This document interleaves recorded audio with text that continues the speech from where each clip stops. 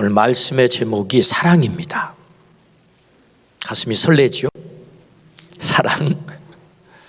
네. 25년간 임종 환자들을 케어하는 호스피스 의사로서 활동한 이 카렌 와이어트라고 하는 여자 의사가 계세요. 이분은 미국 여성의 정신상 수상을 할 정도로 아주 유명하신 분이십니다. 임종 환자에게서 얻은 그 깨달음을 정리한 책을 냈는데 그 책 이름이 일주일이 남았다면 이라는 책입니다. 화면에 바로 이 책인데요. 이 책에 부제가 있는데 죽기 전에 후회하는 7가지라고 하는 부제입니다. 그 첫 번째는 죽을 만큼 마음껏 사랑해 볼 걸 그렇게 하지 못해서 후회한다는 거죠. 두 번째는 조금만 더 일찍 용서할 걸. 세 번째는 걱정은 내려놓고 행복을 만끽할 걸. 네 번째는 마음을 열고 포용할 걸. 다섯 번째는 한 번뿐인 인생 열정적으로 살아볼 걸. 여섯 번째는 아등바등 말고 여유를 가지고 살 걸. 일곱 번째는 있는 그대로 감사하며 살 걸. 그렇게 하지 못한 것에 대한 후회를 임종을 앞에 둔 환자들이 공통적으로 했다는 거예요. 이 깨달음을 정리한 거죠. 사랑과 용서, 행복과 포용, 열정과 여유, 감사. 이것이 가장 후회로 남는다. 사람들에게 죽기 전 후회가 남는 그 첫 번째가 사랑입니다. 죽을 만큼 마음껏 사랑해 볼 걸. 가장 많이 불려진 노래는 사랑이고요. 가장 심금을 울리는 노래도 사랑이고요. 가장 사랑받는 노래도 사랑이고요. 가장 많은 문학 작품도 사랑이고요. 가장 많은 영화도 사랑이고요. 가장 많은 드라마도 사랑이고요. 가장 많은 눈물을 흘리게 한 것도 사랑이고요. 가장 고통스러운 것도 사랑이고요. 사랑은 인간에게 가장 중요하고 영원한 주제입니다. 우리에게 사랑은 영원한 주제라고요. 하나님은 오늘 우리에게 최고의 사랑 이야기를 들려주십니다. 하나님의 러브 스토리지요. 요한복음 3장 16절. 나 하나님의 그 사랑 이야기 다 알아요. 이렇게 반응을 보인다면 우리는 초등학생이 되는 것입니다. 이런 초등학생의 반응 말고 처음 듣는 것처럼, 아니 1000번을 듣는 것처럼 오늘 하나님의 사랑의 이야기를 듣기를 축복합니다. 마음을 담은, 진정성을 담은 사랑합니다, 사랑해요, 이 고백이 질린 적이 있습니까? 내가 당신을 사랑해요, 온 마음을 다해서 사랑해요, 이 말이 1000번을 10,000번을 들어도 질린 적이 있느냐고요. 하나님이 우리에게 사랑한다, 사랑합니다 라고 고백한대요. 오늘 말씀은 너 이렇게 해라 저렇게 해라 어떤 의무와 말씀에 대한 부담감을 우리에게 주지 않아요. 다만 내 사랑의 고백 오늘 듣고 가면 좋겠어. 내가 널 사랑하거든. 오늘은 하나님의 그 사랑의 고백을 우리가 들어보는 거예요. 그것이 우리의 목표예요. 오늘 하나님의 사랑의 고백을 잘 듣기를 축복합니다. 아멘. 그렇다면 여러분, 이 시점에 왜 하나님은 우리에게 사랑의 이야기를 할까요? 이런 질문을 던져봐요. 왜 이 시점에 사랑의 이야기를 우리는 들어야 되는가? 벨기에에서 일어난 사건입니다. 59세 된 베리든이라고 하는 선생님이 무려 100곳 이상 칼에 찔려서 살해를 당했어요. 끔찍한 이야기죠. 범인을 잡았는데 37살 우엔치라고 하는 남자 청년이 붙잡혔어요. 왜 베리든 선생님을 살해했습니까? 살해 이유를 진술하는 것입니다. 내가 손을 들면 그녀는 내가 아닌 다른 누군가의 대답만 들으려고 했습니다. 절대 내 대답은 듣지 않았습니다. 7살에 입학을 했을 때 베리든 선생님을 담임 선생님으로 만난 거예요. 그래서 손을 들면 자기는 관심도 가져주지 않고 다른 아이들의 이야기만 들어줬다는 것입니다. 선생님은 친구들 앞에서 나를 모욕했습니다. 굴욕을 줬습니다. 베리든이 나를 불행하게 만들었습니다. 그래서 그를 죽였습니다. 이게 살해 이유예요. 끔찍한 이야기죠. 이 뉴스를 보면서 저는 생각했어요. 선생님이 조금만 관심을 가졌더라면, 선생님이 이 아이의 이야기를 조금만 들어줬더라면, 선생님이 친구들 앞에서 모욕을 주지 않았더라면 얼마나 좋았을까. 물론 선생님이 그런 행동을, 모욕을 줬기 때문에 살해가 정당성을 갖는 것은 아닙니다. 그러나 여러분, 7살 아이의 그 손든 것에 대해서 아무런 반응을 보이지 않는, 그리고 모욕을 주고 굴욕을 준 이것이 30년 동안 가슴에 한이 맺혀져 있었다는 것입니다. 사랑받지 못한 것이 그를 불행하게 만들었고, 제자도 선생님도 다 불행한 결말을 맞았습니다. 우리가 살아가는 세상은 굴욕을 당해서, 왕따를 당해서, 무시를 당해서, 버림을 당해서, 배신을 당해서, 사랑받지 못해서 씻을 수 없는 상처를 안고 30년 동안, 아니 40년, 50년 동안 한을 품고 살아가는 사람들이 어디 한둘이겠습니까? 30년이 지나고도 50년이 지나가도 내 그 인간 어떻게 해버리고 싶어, 이런 마음을 갖고 있는 사람이 한둘이겠냐고. 오늘도 세상은 사랑받지 못하여 아우성이고, 제발 사랑해달라고 아우성입니다. 스피커가 터지도록 사랑을 노래하지만 날카로운 칼이 난무하는 사랑이 사라진 시대입니다. 때문에 하나님은 그런 우리들에게 오늘 하나님의 사랑의 이야기를 들려주세요. 너 이 사랑의 얘기를 꼭 들어야 돼. 그래서 오늘 하나님은 이 시대에, 이 시점에 우리에게 하나님의 러브 스토리, 사랑의 이야기를 들려주는 거예요. 그래야 네가 살 수 있어. 이 메마른 세상에서 너 그래야 살 수 있다. 들려주시는 이 사랑의 이야기를 잘 듣기를 축복합니다. 두 번째, 하나님의 사랑은 어떤 사랑일까요?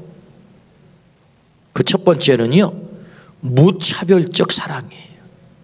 우리 본문 3장 16절 같이 한번 읽어볼까요? 하나님이 세상을 이처럼 사랑하사 독생자를 주셨으니 이는 그를 믿는 자마다 멸망하지 않고 영생을 얻게 하려 하심이라. 하나님이 세상을 이처럼 사랑하사. 사랑은 반드시 파트너를 필요로 합니다. 하나님의 사랑의 파트너가 누구인가요? 세상이래요.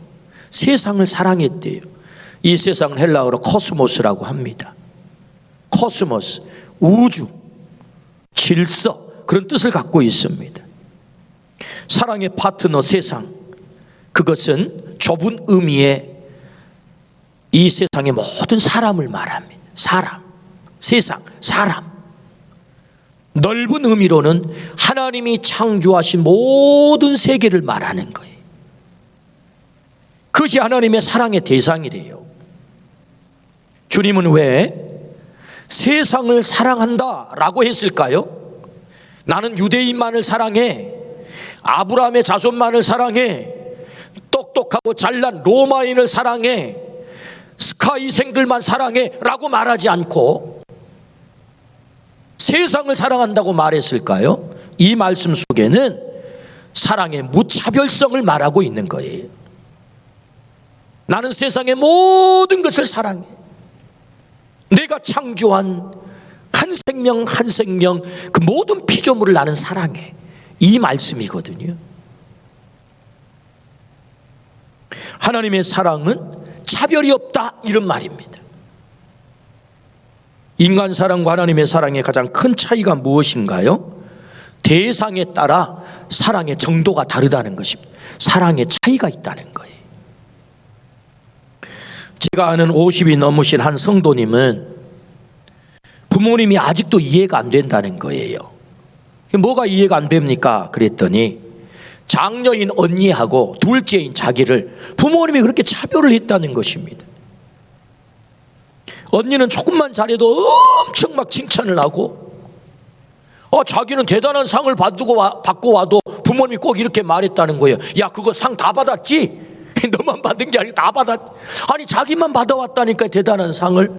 그래도 칭찬하는 대신에 야, 그 상 다 받았지? 이렇게 한다는 거예요. 칭찬을 안 해줘요. 언니는 계속 공부를 시켜 대학까지 보내고 자기는 고등학교 졸업하는데 야, 집안 형편 어려우니까 너 어떻게 대학 가겠냐, 그냥 일이나 해라, 돈 벌어라 그랬다는 거예요.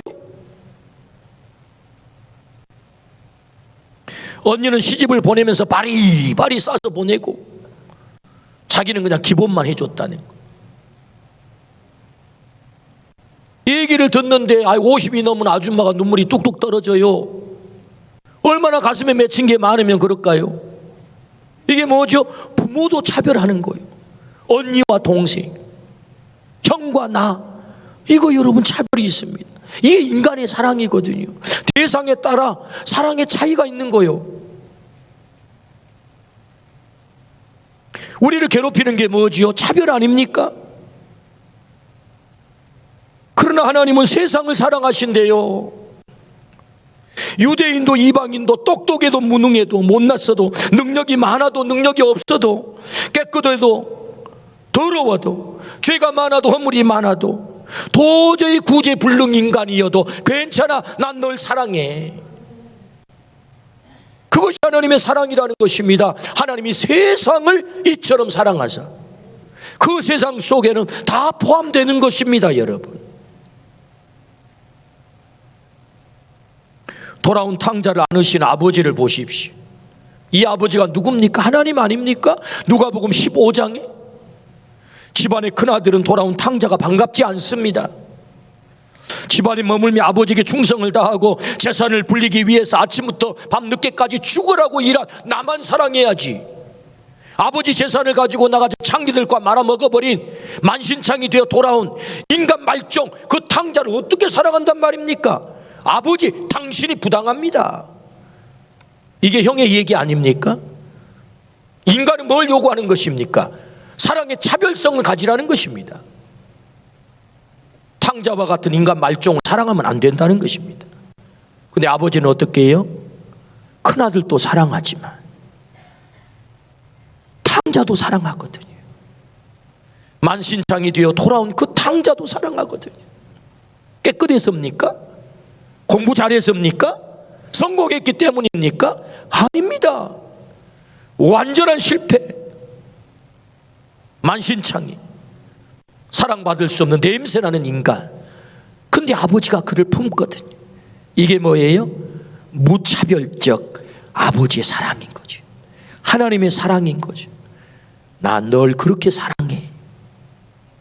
네가 냄새가 나도 괜찮아. 상처 줬어도 괜찮아. 무차별적 사랑.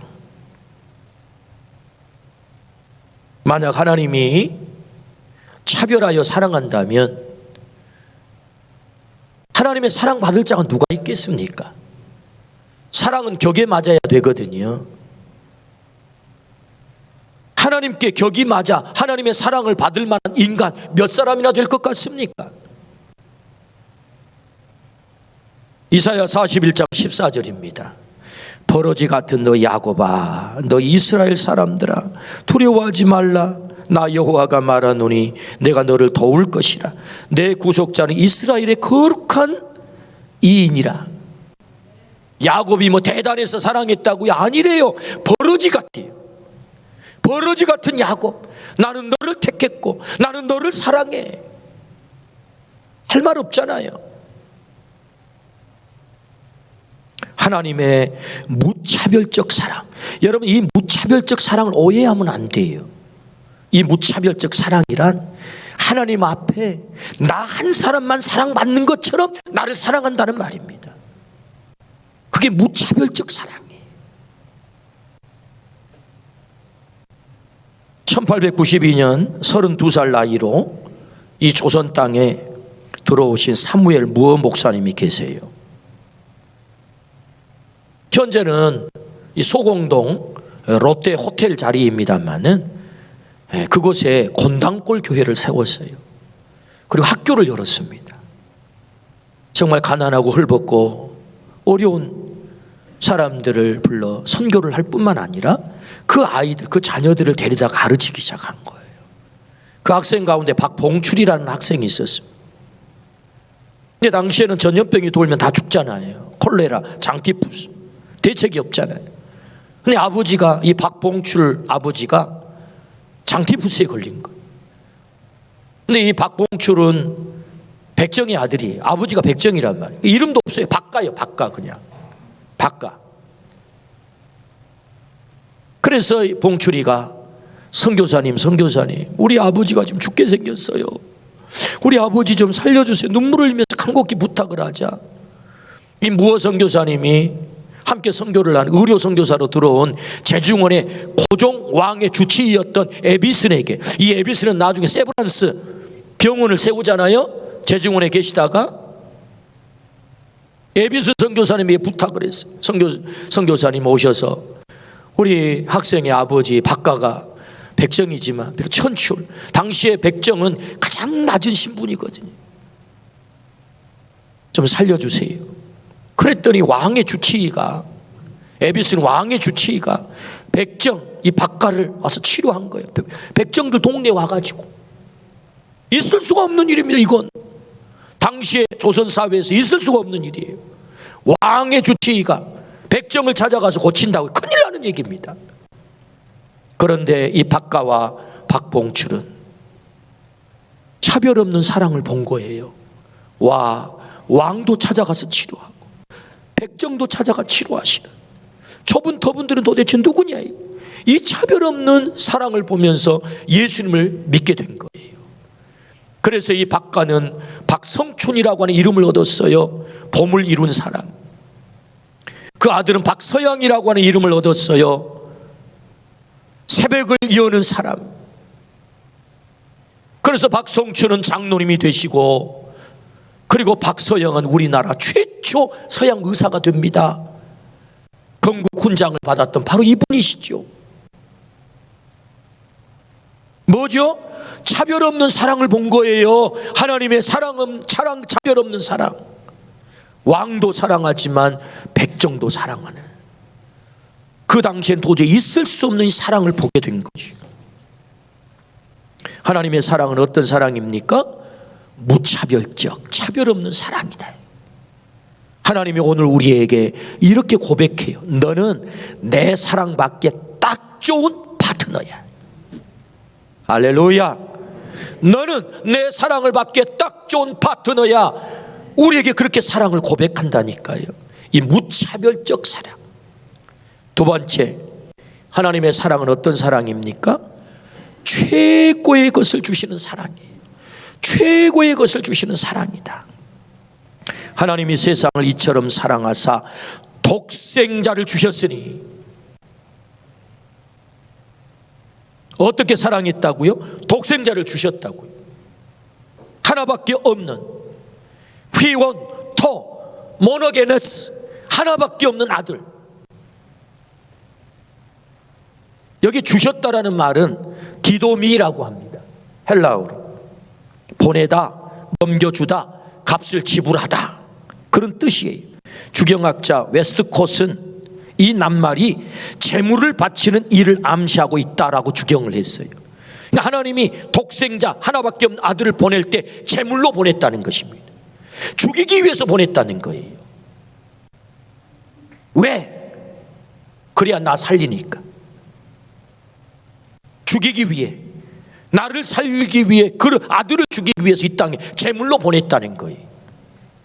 왜 아들을 죽여야 합니까? 요한복음 3장 17절, 하나님이 그 아들을 세상에 보내신 것은 세상을 심판하려 하심이 아니요 이 세상은 심판을 받을 수밖에 없는 존재로 전락했어요. 뭐 때문에? 요한복음 로마서 3장 23절, 모든 사람이 죄를 범하였음에 하나님의 영광에 이르지 못하더니, 죄 때문에 심판을 받을 수밖에 없는 세상이 되고 만 거죠. 히브리서 9장 27절, 한 번 죽는 것은 사람에게 정해진 것이요 그 후에는 뭐가 있으리니? 심판이 있으리니. 우리는 모두가 심판을 받을 수밖에 없는 존재이죠. 문제는 이 심판을 받게 되면 우리는 어떻게 된다는 것입니까? 우리는 다 사망의 존재가 되는 거예요. 그래서 로마서 5장 12절 말씀에 한 사람으로 말미암아 죄가 세상에 들어오고 죄로 말미암아 사망이 왔나니 그러므로 모든 사람이 사망에 이르렀느니라. 이 사망이 뭐예요? 지옥이죠. 영원한 형벌이죠. 둘째 사망. 우리는 이 심판에 처해질 수밖에 없는, 이미 그 형벌이 결정된 자라는 것입니다. 이 사망을 해결하지 않으면 우리는 영원한 멸망 지옥의 판결을 받을 수밖에 없는 존재가 된 거지요. 이 사망을 해결하기 위해서 하나님은 제물로 그 아들을 보내셨다는 것 아닙니까? 그를 대신 심판하기 위해서. 그래서 히브리서 9장 28절, 이와 같이 그리스도도 많은 사람의 죄를 담당하시려고 단번에 들이신 바 되셨고, 그 아들 독생자가 우리 대신에 심판을 당했다는 것 아닙니까? 그래서 그분이 심판을 당함으로 우리에게 영생이 주어졌다는 것 아니겠습니까? 그분이 십자가에서 심판을 당하심으로 우리의 저주를 가져가시고 우리에게 축복을 주시고, 우리의 가난을 가져가시고 우리에게 부를 주시고, 우리의 사망을 가져가시고 우리에게 생명을 주시고, 우리의 지옥을 가져가시고 우리에게 천국을 주신 그 심판, 누가 당했다고요? 예수님이 당했다고요. 제물로 보냈다고요. 믿으시기를 축복합니다. 그래서 예수님은 누구세요? 최고의 선물이죠. 하나님의 사랑은 어떤 사랑입니까? 최고의 것을 주시는 사랑. 이게 하나님의 사랑이다. 세계에서 가장 비싼 보석은 무엇이며 얼마나 비쌀까요? 1905년 이 남아프리카 공화국에서 발견된 이 컬리넌 다이아몬드입니다. 왜 컬리넌 다이아몬드냐? 이 다이아몬드 광산 주인이 컬리넌이에요. 그래서 이름을 컬리넌 다이아몬드라고 붙였어요. 이 다이아몬드가 무려 3100캐럿짜리가 발견이 된 거예요. 와, 놀랍잖아요.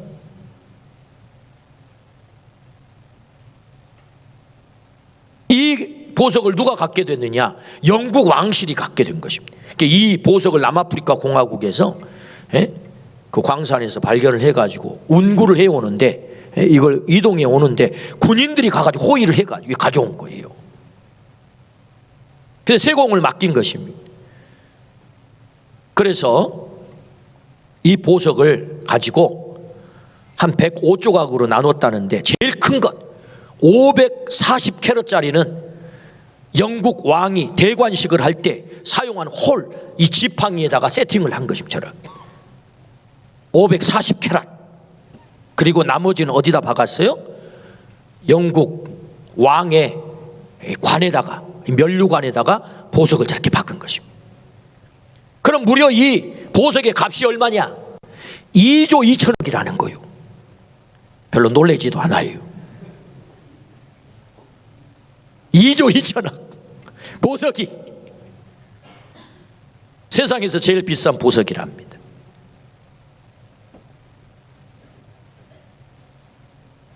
영국 왕실은 그 권위를 자랑하고 자기를 자랑하고 자기를 더 돋보이게 만들기 위해서 이 보석을 소유했죠. 하나님은 세상에서 가장 비싸다고 하는 이 보석보다 수천 수만 배, 아니 비교조차도 되지 않는 최고의 선물, 그 선물 아들을 우리에게 보내주신 거예요. 세상에 무엇과 비교할 수 있겠습니까? 여러분 2조가 되는 보석이면 그 사람의 생명을 살립니까? 지옥 갈 사람을 천국으로 보낼 수 있습니까? 그거 아닙니다. 오직 나를 자랑하고 나를 드러내고 나를 돋보이게 하기 위해서 그 아들을 죽여버렸다, 그 말입니다. 최고의 선물, 그 아들을 보내셔서 나를 돋보이게 만들고 나를 자랑하기 위해서, 내가 너 사랑해, 그래서 내 아들보다도 너는 더 가치가 있어, 내 아들을 값으로 지불하고 너를 샀어, 이렇게 말씀하는 것입니다. 이게 하나님의 사랑이라고. 로마서 8장 32절, 자기 아들을 아끼지 아니하시고 우리 모든 사람을 위하여 내주신 이가 어찌 그 아들과 함께 모든 것을 우리에게 주시지 아니하겠느냐. 할렐루야. 아들을 아끼지 않고 우리를 위해서 주셨다는 것입니다. 최고의 것을 주신 사랑. 이 놀라운 사랑을 깨달았던 어거스틴 신학자는 이런 글을 남겼어요. 이 지구상에 딱 한 사람, 죄의 나 혼자만 있어도 하나님은 그 아들 예수 그리스도를 이 땅에 보내셔서 십자가에 못 박아 죽이셨을 것이다, 나를 살리기 위해서.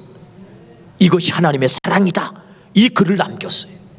얼마나 놀라운 얘기입니까? 지구상에 딱 한 사람, 나 혼자만이어도 나를 살리기 위해서 그 아들을 보내시는 그분이 누구세요? 하나님이세요. 최고의 것을 주시는 하나님의 사랑, 이것이 하나님의 사랑임을 믿으시기를 축복합니다. 나를 돋보이게 만들려고. 세 번째, 하나님의 사랑은 어떤 사랑입니까? 최상의 행복을 주시는 사랑이에요. 최상의 행복을 주시는 사랑이다. 하나님이 세상을 이처럼 사랑하사 독생자를 주셨으니 이런 저를 믿는 자마다 멸망하지 않고. 믿는 자가 누굽니까? 이 사랑을 받아들이는 자. 하나님의 사랑, 그 사랑의 고백 앞에 예, 하나님이 날 그렇게 사랑하신다고요? 예, 그 사랑을 제가 접수할게요, 제가 받아들일게요. 이게 뭐예요? 믿음이에요. 여러분, 믿음은 아주 단순합니다. 하나님의 사랑을 받아들이는 게 믿음이에요. 여러분, 하나님의 사랑을 받아들이기를 축복합니다. 아, 하나님이 그렇게 날 사랑하셨구나, 이걸 받아들이는 게 믿음인 거예요. 믿음이에요. 그럼 어떻게 된다고요? 멸망하지 않습니다. 멸망하지 않아요. 여러분, 멸망이라고 하는 단어는 아폴리미라고 하는데 잃다, 상실하다, 없어지다, 파괴되다, 그런 뜻이에요. 모든 것을 잃게 되는 것이고 모든 것이 파괴되는 것이 멸망입니다. 이 멸망은 곧 영벌, 지옥이죠. 그런데 그 사랑을 받아들이면 이 영벌, 지옥, 멸망에 처해지지 않는다는 것입니다. 영원한 불행에 떨어지지 않는다는 거예요. 그 사랑을 받아들이는 사람마다, 믿는 자마다 믿으시기를 축복합니다. 사랑의 고백을 듣고 아, 나를 그렇게 사랑하시는군요, 나도 그 사랑을 받아들입니다. 그러면 멸망하지 않는다. 멸망만 안 하는 것이 아니에요, 영생을 얻게 하신대요. 영생이 뭐죠? 영원한 생명, 천국을 말하죠. 천국이 무엇입니까? 완벽한 행복입니다. 천국은 완벽한 행복이에요. 여러분, 이 지상은요 완벽할 수가 없어요. 완벽할 수 없습니다. 하나님은 우리에게 영생, 완벽한 행복을 준비하시고 그걸 주시겠다는 거예요. 그게 영생이에요. 사랑의 마지막 목적, 골은요 사랑하는 대상의 행복이어야 합니다. 근데 요새는 사랑을 많이 착각해요. 내 만족이 사랑이라고 해요. 내 욕구 충족이 사랑이라고 해요. 내 쾌락 탐닉이 사랑이라고 착각하고 삽니다. 그 사랑 아닙니다. 사랑은 사랑하는 대상이 행복해지는 것이 사랑이에요. 그래서 하나님이 우리를 사랑하셔요. 너무나도 사랑하세요. 아들을 죽이면서까지 나는 네가 행복해지기를 원해, 내가 너에게 영생을 주겠어. 완벽한 행복을 주겠어. 이게 하나님의 사랑의 목표거든요. 하나님의 사랑은 뭐지요? 우리에게 최상의 행복을 주는 거예요. 그래서 영생을 우리를 위해서 주는 거죠. 누가 줍니까? 하나님이 주시는 거예요. 네가 행복할 수 있다면 나는 다 줄 수 있어. 이게 하나님의 사랑이라는 것입니다. 며칠 전 아내가 새벽 예배를 끝나고 손잡고 둘이 집으로 가려고 그러는데, 여보, 제 손을 놓으면서 하는 말이, 여보, 혼자 가세요. 아니, 어디 가려고? 남광주 시장을 좀 다녀와야 되겠어요. 아니, 뭐 때문에? 우리 아들이 전화가 왔는데, 그 풋마늘로 장아찌를 해서 담궈준 것을 먹고 싶다고. 전화가 왔다는 거예요. 제가 풋마늘을 엄청 좋아하거든요. 제가 5번, 6번 보채도 사줄까 말까는 이 아내가 세상에 아들이 풋마늘 장아찌 먹고 싶다고 전화 한 번 왔다가 득달같이 달려가가지고 남광주 시장 가가지고 풋마늘을 사러 간다는 거예요. 남편이 보챌 때는 뭐 신청도 안 하시더니, 그래가지고 그걸 사다가는 그걸 이제 장아찌를 담고 요것저것 챙겨가지고 두 꾸러미를 만들어가지고 하나는 서울로 하나는 용인으로 보내는 거예요. 얼굴에 막 웃음이 막 이렇게 묻어나요. 좋아 죽어요. 아들이 행복할 수 있다면 내 뭐든 다 할 수 있어. 이 태세입니다. 저는 아내의 그 모습을 보면서 하나님을 생각했어요. 하나님이 그러시겠구나. 내가 행복할 수 있다면, 하나님의 아들 때 내가 행복할 수 있다면 하나님 그러시겠구나. 다 줄 수 있어. 네가 행복할 수 있다면. 하나님이 세상을 이처럼 사랑하셔서, 이 사랑의 단어가 뭡니까? 아가페 아닙니까? 헬라어로는 사랑이 4개 단어잖아요. 에로스, 스톨게, 휠리아. 그거 말고 아가페 사랑이라는 거예요. 하나님이 세상을 이처럼 사랑하셔서. 아가페 사랑의 핵심이 뭐예요? 네가 행복할 수 있다면, 오직 너의 행복을 위해서 나는 다 할 수 있어. 그게 아가페 사랑이거든. 심지어 아들마저도 줄 수 있어. 하나님의 사랑은 최상의 행복을 주는 사랑이에요. 그게 하나님 사랑이래. 그래서 우리를 위하여 영생을 준비하시고 천국을 준비하시고 그 영생을 주시기 위해서 하나밖에 없는 아들을 우리를 위해 보내주시고 우리의 행복의 길을 열어놓으신 거죠. 할렐루야. 이름은 예수지만 뜻은 뭐예요? 사랑이에요. 내 아들 예수를 보낸다. 그 말은 내가 너 사랑한다. 네 행복을 위해 내 아들을 제물로 보내는 거야. 사랑이 병든 세상입니다. 탐욕, 욕망을 사랑이라고 착각하는 세상입니다. 육체적 쾌락을 사랑으로 착각하는 세상입니다.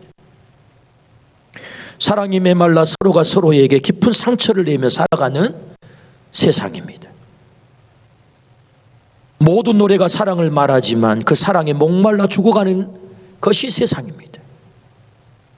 사랑이 꼭 필요한 시대가 됐습니다. 사랑이 꼭 필요한 세상 속에 우리가 살아가고 있습니다.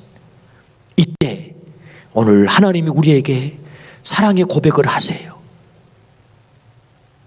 그 사랑의 고백이 무엇입니까? 난 널 사랑해. 네가 어떤 모습을 가지고 있든 괜찮아. 난 널 사랑해. 나는 최고의 것을 너에게 줄 거야. 최고의 선물. 하나밖에 없는 내 아들을 널 위해 내가 너를 사랑하니까 내 보낼 거야. 그리고 너에게 최상의 행복을 반드시 줄 거야. 영생을 줄 거야. 이것이 하나님의 사랑입니다. 이 사랑의 고백 앞에 우리 모두가 그 사랑을 제가 받아들일게요. 이 응답이 우리의 응답이 되기를 주의 이름으로 축원합니다.